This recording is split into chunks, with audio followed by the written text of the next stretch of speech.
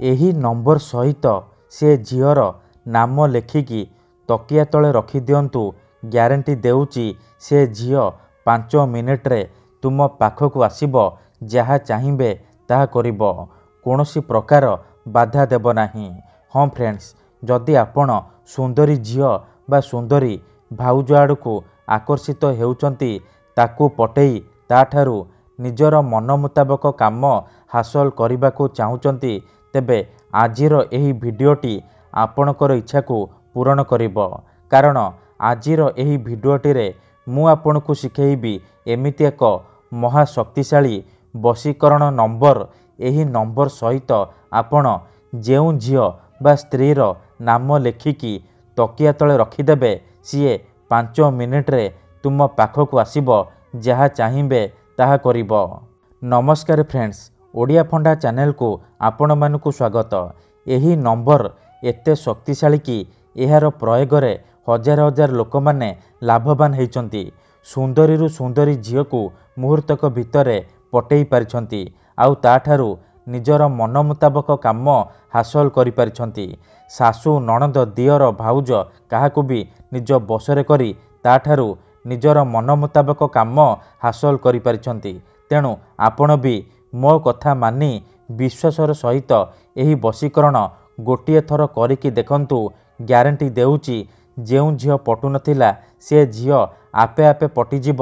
ତୁମ ପାଖକୁ ଆସିବା ପାଇଁ ବାଧ୍ୟ ହେବ। ଯାହା ଚାହିଁବେ ତାହା କରିବ।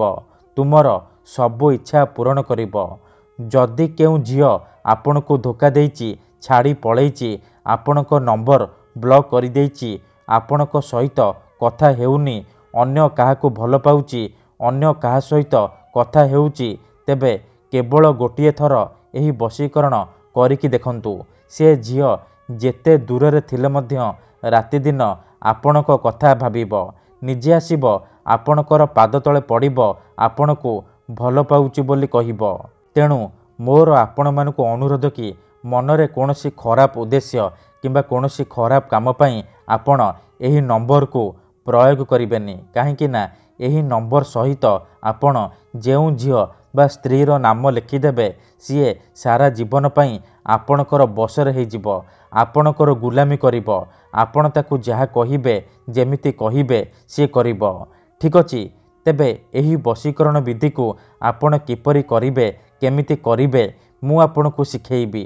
ଜାଣିବା ପାଇଁ ମୋର ଆପଣମାନଙ୍କୁ ଅନୁରୋଧ କି ଆପଣ ଭିଡ଼ିଓଟିକୁ ପୁରା ଶେଷ ପର୍ଯ୍ୟନ୍ତ ଦେଖିବେ। ଅଧାରୁ ଛାଡ଼ିକି ପଳେଇଲେ ଆପଣ କିଛି ବି ବୁଝିପାରିବେନି। ପରେ କହିବେ, ଗୁରୁଜୀ ଆପଣଙ୍କର ବଶୀକରଣ କାମ କରୁନି।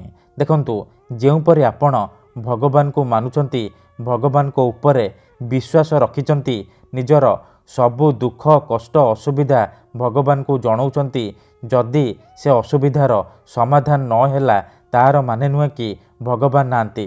ସେହିପରି ବଶୀକରଣ ହୁଏ, ତନ୍ତ୍ର ମନ୍ତ୍ର କାମ କରେ, କିନ୍ତୁ ଏହାକୁ ଆପଣଙ୍କୁ ସିଦ୍ଧ କରିବାକୁ ପଡ଼ିବ। ପ୍ରୟୋଗ ବିଧିକୁ ଠିକ୍ ଭାବରେ କରିବାକୁ ପଡ଼ିବ। ତେବେ ଯାଇ ମୁଁ ଆପଣଙ୍କୁ ଗ୍ୟାରେଣ୍ଟି ଦେଉଛି ଆପଣ ଯାହାକୁ ଚାହିଁବେ ତାକୁ ମୁହୂର୍ତ୍ତକ ଭିତରେ ପଟେଇ ପାରିବେ, ନିଜ ପ୍ରେମରେ ଦିବାନୀ କରିପାରିବେ। ଠିକ୍ ଅଛି, ତେବେ ଏହି ବଶୀକରଣ ବିଧିକୁ ଆପଣ କିପରି କରିବେ, କେମିତି କରିବେ, ମୁଁ ଆପଣଙ୍କୁ ଶିଖେଇବି। ତା ପୂର୍ବରୁ ମୋର ଆପଣମାନଙ୍କୁ ଅନୁରୋଧ କି ଯଦି ଆପଣ ଆମ ଚ୍ୟାନେଲକୁ ନୂଆ ଆସିଛନ୍ତି, ତେବେ ଦୟାକରି ଚ୍ୟାନେଲକୁ ସବସ୍କ୍ରାଇବ୍ କରି ପାଖରେ ଥିବା ବେଲ୍ ଆଇକନ୍କୁ ମଧ୍ୟ ଦବାଇ ଦିଅନ୍ତୁ। ଯାହାଦ୍ୱାରା ଆମେ ଯେଉଁ ବି ଭିଡ଼ିଓ ଅପଲୋଡ଼ କରିବୁ ସର୍ବପ୍ରଥମେ ଆପଣ ଦେଖିପାରିବେ। ଠିକ୍ ଅଛି, ମନେ ରଖନ୍ତୁ, ଏହି ବଶୀକରଣ ବିଧିକୁ ଆପଣ କେଉଁ ବି ବାରରେ କରିପାରିବେ, କିନ୍ତୁ ଯେବେ ବି କରିବେ ରାତିରେ ଶୋଇବା ପୂର୍ବରୁ କରିବେ। ବିଧିଟି କରିବା ପୂର୍ବରୁ ଭଲ ଭାବରେ ହାତ ଗୋଡ଼ ଧୋଇକି ସଫା ବସ୍ତ୍ର ପିନ୍ଧିକି ଏହି ବଶୀକରଣ ଆରମ୍ଭ କରିବେ। ସେ ଝିଅ ବା ନାରୀକୁ ମନେ ମନେ ଭାବିକି ଆପଣ ଏହି ବଶୀକରଣ ବିଧିକୁ ଆରମ୍ଭ କରିବେ। ପ୍ରଥମେ ଆପଣ କ'ଣ କରିବେ, ନିଜର ଶୋଇବା ସେଜ ଉପରେ ବା ବିଛଣା ଉପରେ ବସି ପଡ଼ିବେ। ପୂର୍ବ ଦିଗକୁ ମୁହଁ କରିକି ବସିବେ। ତାପରେ ଖଣ୍ଡିଏ ସାଧା କାଗଜରେ ଏହି ନମ୍ବର ଲେଖିବେ। ନାଲି କଲମର ସାହାଯ୍ୟରେ ଏହି ନମ୍ବର ଲେଖିବେ 363636। ଏହି ନମ୍ବର ଲେଖିସାରିବା ପରେ ତା ତଳେ ଆପଣ ସେଇ ଝିଅ ବା ନାରୀର ନାମ ଲେଖିବେ, ଯାହାକୁ ଆପଣ ନିଜ ବଶରେ କରିବାକୁ ଚାହୁଁଛନ୍ତି। ତାପରେ ସେ କାଗଜକୁ ଭଲ ଭାବରେ ମୋଡ଼ିକି ଡାହାଣ ହାତରେ ମୁଠେଇକି ଧରିବେ ଆଉ ଆଖି ବନ୍ଦ କରିକି ସେଇ ଝିଅ ବା ନାରୀକୁ ମନେ ମନେ ଭାବିବେ। ତାର ମୁହଁକୁ ନିଜ ମନରେ ଭାବିବେ। ତାପରେ କେବଳ 3 ଥର ସେଇ ଝିଅ ବା ନାରୀର ନାମ କହିବେ। ତାପରେ କେବଳ 3 ଥର ସେଇ ଝିଅ ବା ନାରୀର ନାମ କହିବେ। ତାପରେ ସେ କାଗଜରେ ଗୋଟିଏ ଥର ଫୁଙ୍କିଦେବେ। ଏତିକି କରିସାରିବା ପରେ ସେ କାଗଜକୁ ନିଜର ତକିଆ ତଳେ ରଖିକି ଶୋଇପଡ଼ିବେ। ଗ୍ୟାରେଣ୍ଟି ଦେଉଛି ଏତିକି କରିକି ଦେଖନ୍ତୁ, ମାତ୍ର 5 ମିନିଟ୍ରେ ପ୍ରଭାବ ପଡ଼ିବା ଆରମ୍ଭ ହୋଇଯିବ। ସେହି ସମୟଠାରୁ ସେ ଝିଅ ହେଉ ବା ବିବାହିତା ନାରୀ ଆପଣଙ୍କ ଆଡ଼କୁ ଆକର୍ଷିତ ହେବାକୁ ଲାଗିବ। ଧନ୍ୟବାଦ।